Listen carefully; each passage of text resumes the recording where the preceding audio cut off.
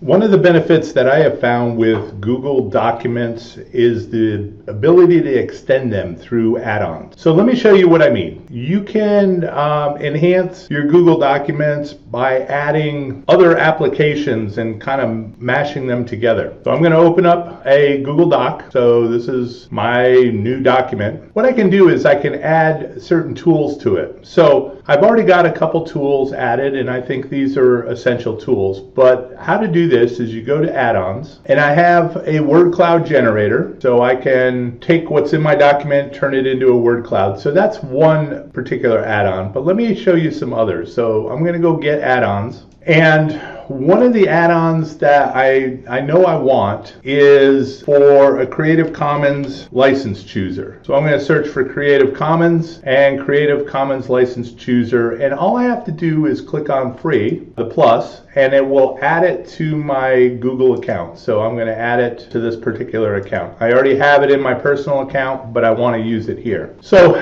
say that I'm working on an open education resource, and with that resource I want to put a license at the bottom of the page. So what I would do is I'd go to my add-ons. There is my Creative Commons license chooser. I'll click start, and it will open a window off to the right hand side, and I can decide if I want adaptations of my work to be shared, yes or no, as long as people share alike, so I'll throw that in there. Can it be used for commercial uses? No, so I'll make sure it's non-commercial, and this is just an example. And so wherever I had my cursor, I can insert that information into my document, and there we go. The license has been inserted. Another tool, so I'm going to go to get add-ons. So add-ons, get add-ons is called Grackle, and I would recommend that you add this one. So Grackle Doc. So this will check your documents for accessibility. So once again, I will choose my name, what it intends to do, and allow. And then if I wish to use it, I could go up and do launch Grackle, and it will check my document. So document title is required. So I will go ahead and make this a title, and I can recheck, and that has been cleared up. And it will walk you through other things that it brings to your attention on how you can improve that document to make it more accessible to others. So that is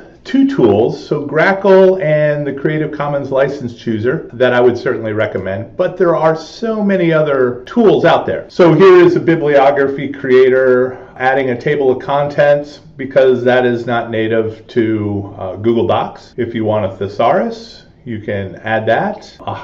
Different highlighting tools, and so these just extend what you're able to do with Google Docs. Now, some of these say free, but I can assure you that if you want the richer features, you'll probably have to pay for them. But this is just a great way of doing it. So here's for music notation. If you do coding, where you can add the code blocks into what you're doing. If you're writing screenplays, here's a formatter for screenplays. Need rhymes? You got a tool. So all kinds of tools. I'd encourage you to go check it out. See if there's anything that you would add to your particular course. So this is for Google Docs, and I will go ahead and close that. And when I go back to that, those tools will be ready. Even if I start a new document, I can create a new blank document, and those have been added to my add-ons. So I have those available to me. Well, let's go to a spreadsheet. So I'm going to open up a spreadsheet, and you also have the capability of adding additional tools to your spreadsheet. So you can, Flubberoo is,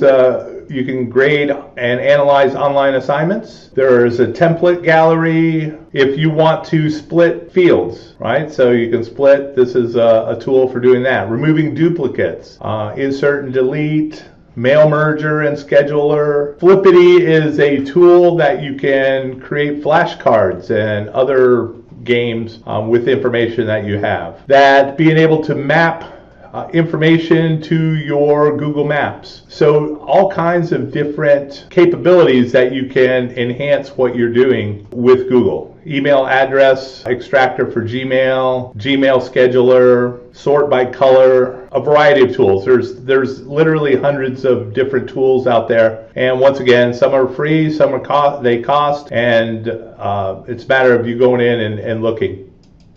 You can also do that with the presentation tool. So Google Slides, you can go get add-ons, and some have extended their Google Slides. They've managed to add some really great tools in there. So Unsplash Photos, for example, if you're looking for photos, that you can pull Unsplash Photos into your Google Slides. And matter of fact, I will add that because that just looks like a great tool, and we'll have to see how that works here in a second. We'll go play with that in a second, because Unsplash is where you can get openly licensed photos, which is really nice. That way you're not violating copyright issues. What else? There are some slide tools to make this more interactive for your classroom. I don't have any right on mind, but I know they're out there. So go ahead and check those out if you're looking for gradients there. And what else? So, well, let's go back to that, and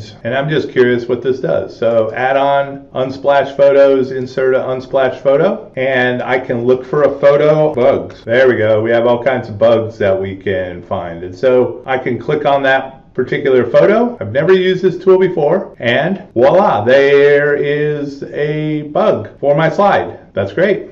Right? That makes it tremendously easy to go get images that I want to use. So I will definitely keep this one in mind. You can also create or add on to forms. So this is different because they don't have a menu like the other ones. What you have to do is go to this three-dot menu and click on add-ons. And so, form notifications, so you can set up email notifications a little easier, weave it into SurveyMonkey, that you can email notifications, graphic design, so you can get images in there just a little easier. You can schedule your forms. You can decide if you want to close your forms at a certain time or after a certain number. Booking calendar, right? Events. So all kinds of different ways that you can extend forms. So this was a quick guided tour on how you can extend Google and the Google Docs, Google applications with add-ons to add new capabilities that'll just make life